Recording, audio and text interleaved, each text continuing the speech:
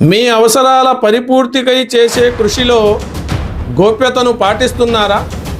జనాల ఈర్ష్య నుండి కాపాడుకోవటం ఎలా?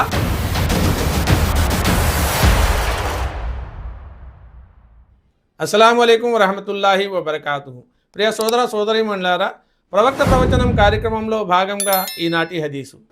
మహాప్రవక్త ముహమ్మద్ సల్లల్లాహు అలైహి వసల్లం వారు బోధించినట్లు హజరత్ ముఆజ్ బిన్ జబల్ రజియల్లాహు తఆలా అన్హు వారు ఉల్లేఖించారు.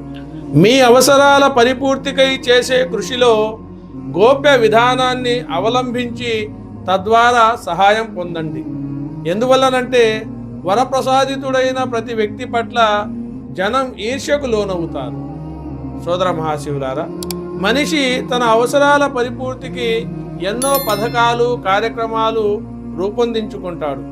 అయితే వాటిని అమలు జరపనంత వరకు మాటను కడుపులో దాచుకోలేక తన సంకల్పాలన్నింటినీ ముందుగానే జనాల ముందు చెప్పుకుంటూ తిరిగితే ఫలితం ఏమిటి?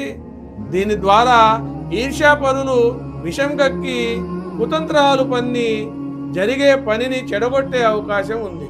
అందుకే వీలైనంత వరకు భావి కార్యక్రమాలకు కార్యరూపం ఇవ్వనంత వరకు దండోర కొట్టించటం భావ్యం కాదు.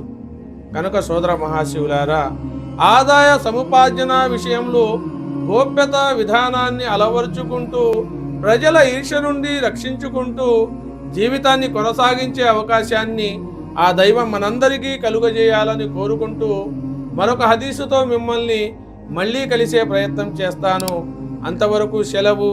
అస్సలాము అలైకుం వరహమతుల్లాహి వబరకాతుహు.